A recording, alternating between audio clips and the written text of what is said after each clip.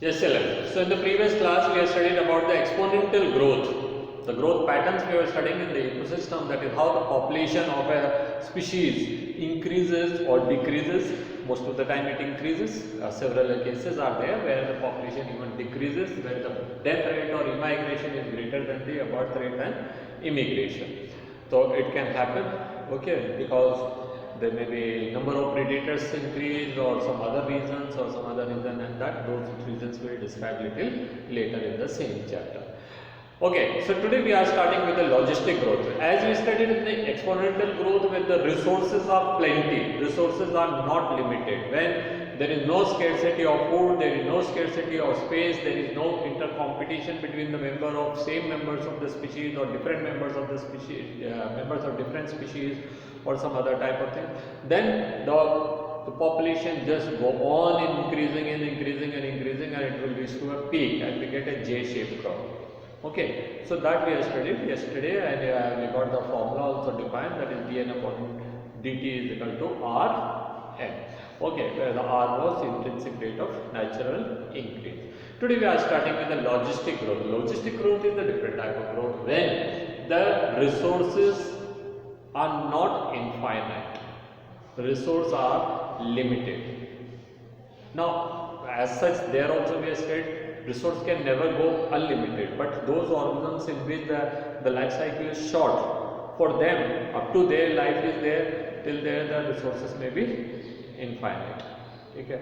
Now the mosquitoes or the small insects or other organisms which are having a short lifespan, for their lifespan the plenty of food is available, so for them the population may all of a sudden go till the peak, and then they are seasonal, so then after that they die. Okay, we are talking about the logistic which are perennial organisms and they are living for several years on the earth, and then for them the resources can never be infinite. Let us see what is no population of any species in the nature is disposable unlimited resource to permit the exponential growth.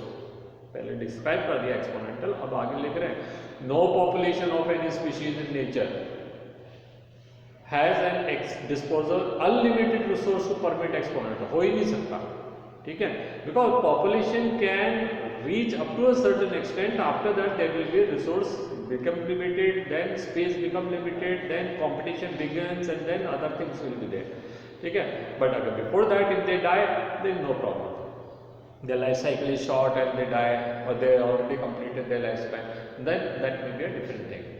This lead to a competition between the individuals for the limited resource, and eventually the fittest individual will survive and reproduce.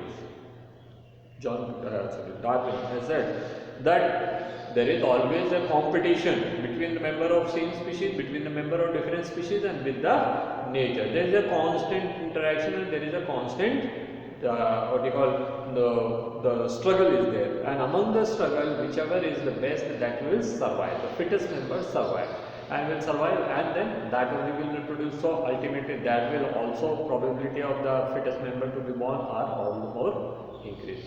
The government of many countries have also realized this fact and introduced the various restraint with the view of limiting human population. Our government, India also. Soon after we got independence, in the 1951 we have started family planning, and what was the aim? What we had to plan? Family. That is how big the family can be. And the slogan was given, बच्चे दो या तीन ही अच्छे. Then slowly it became हम दो हमारे दो. अब आ गया शेर का बच्चा एक ही अच्छा. मतलब we want to bring down the population, at least not bringing down, to make it stable, so that the resources what we got can be fulfilling the need of all the population. Now you see India has got limited resources. The food can be produced, like how much land we got, cultivable land, how much irrigated land we got, how much food production we can produce. Okay? So there is a limit for everything, and after that limit, suppose the population overgrow, then what will happen? Up to a certain extent our government can import, but how much? Because for import we have to give dollars, and we are limited the foreign currency available. Then there will be an imbalance, and you see that several countries which have faced all these type of problem recently, Venezuela, So if you just read about the things which is going on there, so all these are actually because of the one of the reason is this. There are many other reasons also. Political reason can be there, and some other war and other can be there, and natural calamities can be there, and some other reasons can be there. Okay. So government restrain. Government से कहती है कि भैया this too much is not good. Okay. In nature, again we have started. Again the voices started raising that so much of population, the family with the 2, 3, 4 children, 3, 4, 5 children are not good, and we had to bring up a law that only 2 children should be there. Okay, in nature, a given habitat has enough resources to support maximum possible number. Enough resources to support maximum population number of a species. For a species, there can be a maximum population, and this is called carrying capacity. That is how much population can be carried by that ecosystem. How much individuals of that population can be carried by that particular ecosystem. Population, when we talk, we are talking about one species. So there are that thing can be differ from species to species. Okay, it may be possible that the carrying capacity for human is reached, but the carrying capacity of for ants or for lion is still not reached, because for lion it may be plenty of food available. The problem is only for human. Okay, so it is that. So this the maximum number which they can carry is called, that ecosystem which can carry is called carrying capacity, and that is represented by capital K for species of that habitat. A population growing in a habitat with a limited resource shows initially a lag phase. If we draw it against time, and here the population, what we will find that initially it is growing. Initially it is growing very slowly, because few members, few children, few members, few children. Then the number will increase. Then number will increase. Then number will go up to a certain extent. Then the resources become limited. फिर क्या होगा? Then the birth rate will be overtaken by the death rate. More individuals will die. So for few months or years it will go up and down, and then it will become stable. So this is called carrying capacity. The population can be of this species can reach only up to this limit. Okay, थोड़ा बड़ा रहता है, फिर कम कर देते हैं, फिर बड़ा, and then it becomes stable. So here we get a sigmoid curve. Okay, here we get a sigmoid curve. तो ये हो गया. तो initially it is a lag phase, followed by a phase of acceleration, and then a phase of stability. ठीक है. So देखिए acceleration and deceleration. Finally it is asymptote. ठीक है. When the population density reaches to the carrying capacity, a plot of n relation with the time is called sigmoid curve. ठीक है. And this type of population growth is called Verhulst-Perl logistic growth. और उसके लिए formula क्या है? Very simple formula, d upon dt, dn upon dt is equal to small r n. ये तो पहले था, अब यहाँ पे क्या हो गया? n k minus n upon n. Where the k is the carrying capacity, dn upon dt is differentiation, r is the natural rate of natural increase, and this is n is the initial population, k is the carrying capacity, and s the n in this initial population. So this formula we have to consider when we talk about the logistic growth. Okay. Since the resource for the growth for most of the animal population are finite and become limited sooner or later, the logistic growth of modern is considered to be more realistic. Okay? Now you have to grow the gather the information for the human population last 100 years census. 10 साल में होता है. If you get time, you do it. Next is life history variation. Here we start another topic, life history variation. Okay. Now what is meant by life history variation? There are, see, every species has interrelation with the member of same species, that is always same. ठीक है, उसमें कोई problem नहीं। The problem is that how we interact with the members of different species, that is very, तो हम उसकी बारे में यहाँ पे पढ़ेंगे। See life history variation, population evolve to maximise their reproductive fitness and also called Darwinian fitness, we already study that is the suitable member will survive, unsuitable will die, suitable will again give birth, some member will be unsuitable, some will be suitable, unsuitable will go, suitable will survive, they will also, and after a time we will find that most of the individuals are suitable. This is what happened with the pesticide applications and other cases which we find initially most of the individuals died, few survived, those survived they are suitable one, they again give birth, most of them are unsuitable, they die, suitable will survive. This will go on repeating for some time. After a time, then after some generation will find that most of the organisms born are suitable ones, they are not affected by that pesticide. Then what we will have to do is we will have to change the pesticide. Same is with the antibiotics, same is with the other medicines and all. ठीक है, तो under a particular set of selection pressure organism evolve towards the most efficient reproductive strategy and some of the organism breed only once in their life time. We are known that some of the organisms are there which can breed only once in their lifetime. ठीक है, and there are many who are breeding number of times. So Pacific salmon, once time only it will breed. Why? Because in order to breed they come to the river and then after laying their eggs and all, and then they die there. ठीक है, similarly bamboo, 50 years or above it will be only once flowering and after that it never flowers, monocarpic. Now, while the others there are many other breed number of times. Similarly, the number of eggs or the number of offspring produced by species to species vary. A housefly can lay somewhere about 500 eggs in the time. Many fish can lay thousands of eggs in the time.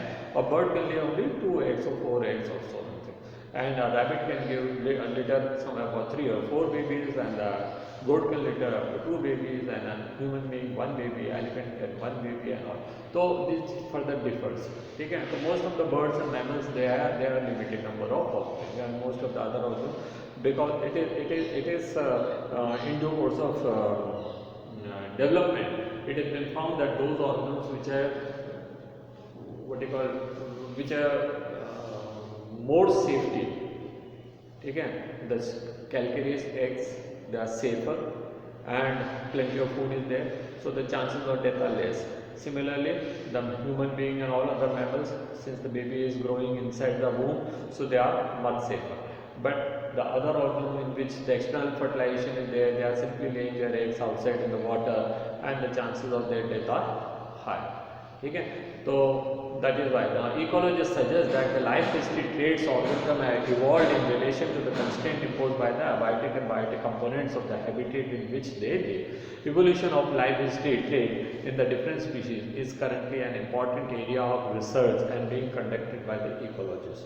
So people always wanted to know why mammals can only give birth to the 1 or 2 children, except in some of the cases like dogs and pigs and all, where they can give birth to the rats, and at a time they can give up to 12 babies. So not all mammals are giving 1 or 2 babies. चलिए अब बात करते हैं how the members of population are interacting with the members of other individuals. ठीक है, तो there are different type of interaction. We have seen that there are some organisms which are herbivore, there are some which are carnivore, there are some which are symbiotic, there are some which are decomposers and all. So they all are interacting with the members of other species in a different manner. If we talk about the herbivore, actually the herbivore themselves are getting benefited, but the grass or the plants or the herb which they are feeding on, they are always in loss. Whereas if it is a mutualistic relationship, as we have studied in the roots of the legume and the rhizobium bacteria, both of them are benefited. Rhizobium पे भी मजे है ना, and the roots are also getting benefited. The rhizobium is making nitrogen, fixing the atmospheric nitrogen and passing it to the legume, and legume in turn giving them sugar and giving them place to live. ठीक है, so that is mutualistic relationship. There are some relation in which only one is getting benefited, other is not affected at all. And there are even such type of relation in which one is harmed but the other one who is harming does not get any benefit. जबरदस्ती दूसरों को नुकसान कर रहा है, ऐसा भी होता है. Many times we are also doing that. ठीक है. So we have to just look at this table and we'll get an idea that what type of interactions are there in the population. Population is there are two species, species A and species B. Any species can be considered as species A and another can be considered as species B. Steffi, so long she was studying. Okay. तो हम पढ़ेंगे name of interaction. First one is mutualism. Mutualism is the type of relationship in which species A and species B both are benefited. The benefits are mentioned by plus sign and the harm are mentioned by negative sign. तो in the mutualism और mutualistic relationship species A and species B both are getting benefit, whereas in the competition both, that is the species A and species B, both are getting harm because there is a competition. For the same type of food they will be competing with one another and then there may be fight, there may be damage, किसी ने किसी का scene मार दिया, someone has got the leg is broken and then both will ultimately die. Okay, the predation is the one in which the predator is benefited and the prey will always be in loss. The same is case of parasitism. The parasite is benefited but the host is harmed.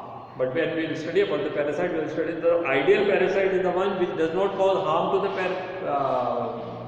host, because we know that ultimately if the host is harmed, host will die and the parasite will also die. ठीक है. तो relationship बड़ा सुंदर सा है उनके बीच में. Now commensalism is a type of relation where one is getting benefited and the other is not affected at all.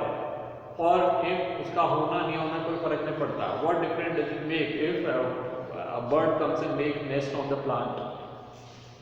The plant is no way get benefited by the nest of that bird. ठीक है. और the bird is getting benefited, उसको safety मिलती है, उसको जगह मिल रही है. ठीक है. So that can be the commensalism. And amensalism is the type of relation where one species is not affected but the other one is unnecessarily getting harmed. This can be seen as in case of most of those bacteria which are secreting antibiotics. तो वो antibiotics secrete कर रहे हैं and antibiotics are causing death of the other organism but they themselves are not getting any benefit.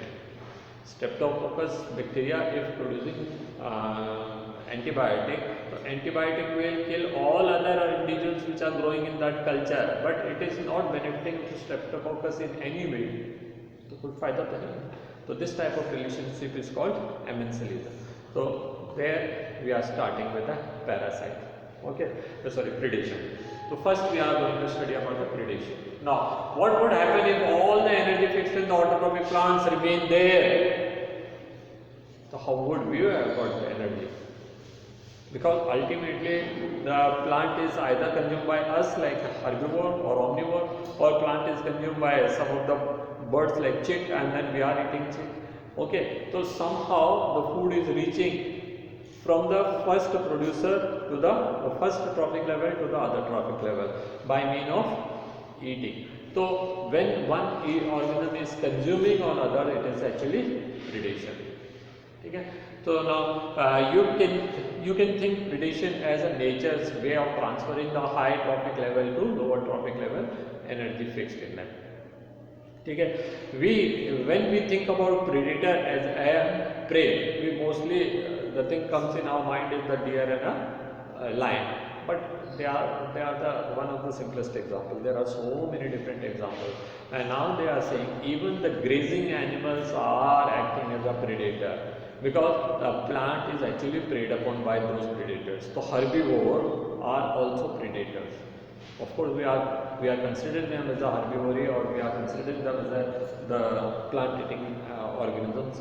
When we talk about predator, the thing comes in our mind is only that is those organisms which are eating other organisms. ठीक है. Those who are killing other organisms. तो हम तो plant को तो वो तो vegetarian है, हाँ ना. Even those organisms, those who always what you call talk high about the thing that we are vegetarian because we don't kill, but the plants are killed. Plants are killed You are simply removing all the pudina plant, cutting their leaves, roots away, washing them, putting in a mixie, grinding, making chutney. What is that? The plant is being killed. Okay, so that is our own way of justification. Okay, so देखिए, even the herbivores are considered as predator. Besides acting on the conduits of the energy transfer, of the trophic level or across the trophic level, predator also plays some important role. They are to be very importantly considered. क्या? First, they are keeping the population under control. Prey population को control करके रखेंगे. Otherwise, what will happen? Prey population will increase. Suppose there is no predators in a forest. There is no wolf, no jackal, no fox, no lion, no tiger, no panther, no eagle. What will happen? The number of herbivores will go on increasing because there is no one to check. Now, a deer is not going to eat a rabbit, and rabbit is not going to eat elephant, and elephant is not going to eat hippopotamus, and hippopotamus is not eating any goat. They all are herbivores. They will eat grass only. Okay? So they are not causing damage to each other. They may, in a way, they may chase them, but they are not eating them. So what will happen? The number of herbivores will go on increasing, and then they all will start feeding on the grass. And the grass which used to last one whole year will finish within 2 months or other 3 months. फिर क्या करेंगे? Then only those which have, then the competition will begin. Then only the most powerful, they will start chasing the weak one, and the weaker one will not get food, and then they will die. But who cares? The predators are there, that they are feeding on these weaker ones faster, and they are eliminating them. So they are actually controlling the population of prey. पहली बात, one thing. ठीक है? But the predator and prey species could have achieved very high population density and cause ecosystem instability. ठीक है? Second, नहीं, where we were? Keep the prey. Okay. Example is given. When certain exotic species was introduced into the geographical area, they become invasive and start spreading at a faster rate. बाहर से लेकर गए, we are taken or brought some species from other places. Some bird picked some animal from other, and by chance it slipped from its beak and fell, and then there he gets all possible things, and there is no predator to feed on that. So they start growing at a very rapid rate. ठीक है? तो then क्या होगा? That slowly it will spread to the entire area. देखिए, the prickly pear cactus was introduced in Australia in early 1920. India से ले गए some of the अंग्रेज. Some English people, when they were in India, Australia they went later on. First they were in India.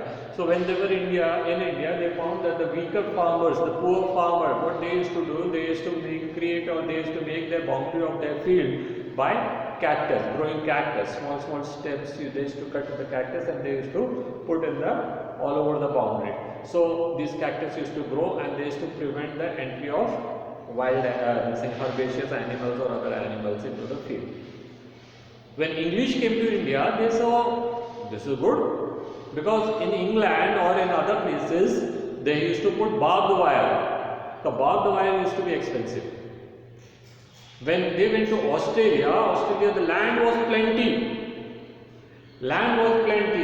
And they started growing their animals there, and they just want to prevent the other herbaceous organisms to enter into their field, rangeland.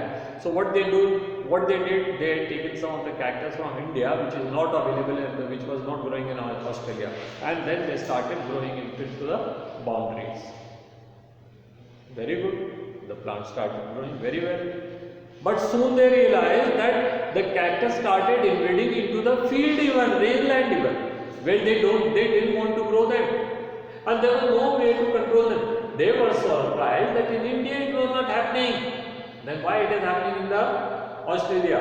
So when the studies were conducted, they found that there is no predator to control the population of prickly pear in Australia, but in India it used to be. So they took those moth also from here and they introduced in the Australia. Then the population came under control. So predators population can be prey's population can be controlled even by the predators. Okay, another example is given. In the rocky intertidal communities of the American Pacific coast, the starfish pisaster is an important predator. Intertidal zone, छोटा सा zone होगा वहाँ पे जहाँ पे Tide वगैरह नहीं आते हैं, है ना, वहाँ there are large number of pisaster type of starfish were there. And when the starfish used to be there, there are a number of species there, but all the species were in limited number. Now in some experiments, they have removed these pisasters. Okay? In a field experiment, this is an experiment. Okay?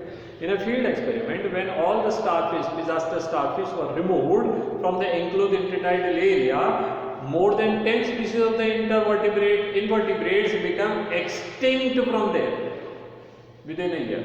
एक ही साल, more than 10 species. Now there may be more also because not all the species were studied earlier. So more than 10 species of the invertebrates totally became extinct within a year because of the interspecific competition. Because when there was no predator, the number of herbivores had risen, herbivore or lower carnivore, whatever they are, their number increased and increased, and then there was a food scarcity. Then they started competing with one another, and the weaker species went on and on and on, eliminated, and only a certain species survived. So more than 10 species were total become extinct. If predator is too efficient and overexploit the prey, then the prey might become extinct. See, अभी तो रक्षक बताया था. Just now we have praised the predator as a benefiter, that is to control the check or keeping a check on the population of prey. But sometimes the predator may become exploiters and they start eating away all the prey. Okay? And they themselves can lead to the extinction of a prey species. Okay? This is the reason why predator in the nature are prudent and prey species have evolved various defense to lessen the impact of predation. So there are different ways by which they can protect prey. Prey can protect themselves. How? First is by camouflage. That is all the prey, even the predator. Their body are camouflaged. Their body has developed certain type of similarity with their surrounding, so they cannot be at once recognized. You see sparrows, their body color. If they sit on the dry grass, you can never find out that there is any bird unless they start moving. So when being human being who can see the various colors and those have good eyes, binocular vision, even we are finding it hard to find out whether there is a bird sitting there, how a predator will be able to see. If prey sits on parrot sits between the leaves, we cannot make out how the other animals will be making out. So camouflage is one of the reasons. Okay, you see all the fish, any fish you see by default, their ventral surface is always light in color, the upper surface is always dark in color. So you see, when you see the water from the top, you find that the water dark, blackish color, dark greenish color. So in the dark greenish color background, if any fish is moving, you cannot make out at once. Even we have to be very vigilant, and that because of most of the time we are able to recognize because of their movement. And if you are under the water and when you see, look up, the sky is whitish color, slight bluish color, and the belly of the fish is also of that color, so it merges with the sky color, and most of the predators are not able to recognize it. So prey are camouflage. So that is very important thing. Okay? Then second is some of the prey may become poisonous, and therefore they can be avoided by the eating away by predators. Monarch butterfly, just remember this example is very important. Okay? My time is exceeding, so मैं जल्दी खत्म करता हूँ. Now this is very important. Now because of the special chemical present in their body, interestingly you remember. Okay, interestingly, this monarch butterfly is getting this by a chemical which they have got when they fed on it this poisonous weed when they were small in the larval stages, caterpillar stages. Okay, so these are some of the examples. बाकी एक paragraph है, चलो पढ़ाई देता हूँ. ठीक है. The other examples are given that in nearly 25% of all the plants, insects are phytophagous, that is they are feeding into the plant. So the plants are also develop certain mechanism. Plant, how they are developing, the problem particularly severe for the plants because plant cannot move. तो plant को कुछ अलग तरीके develop करने पड़ेंगे. So plant therefore have evolved the astonishing variety of morphological and chemical defense against herbivores. So this entire paragraph you remember, thorns like cassia and acacia and cactus. ठीक है. They are most common morphological means of defense. Many plants produce this and store chemical that make the herbivores sick. ठीक है. Like क्या कहते हैं that morphine. ठीक है. If they eat, gone 2-3 days के लिए बेहोशी पड़ा रहेगा. ठीक है. Sometimes they may be cardiovascular effect it can cause, like the calotropis. ठीक है. तो एग्जाम्पल क्या है, that is whenever any herbivore feed onto the calotropis growing in the abandoned field, this plant produces highly poisonous cardiac glycosides which may affect their heart. ठीक है. A wide variety of chemical substances are also found in the other, that is nicotine, caffeine, quinine, such as strychnine and opium. So they all are causing harm to the predators. They may either they may get unconscious, or they may not find suitable to walk and all. And if they are unconscious or they cannot walk or they cannot prevent themselves against the predator, they will also be killed by the predators. Okay, that's all for today, children. Thank you.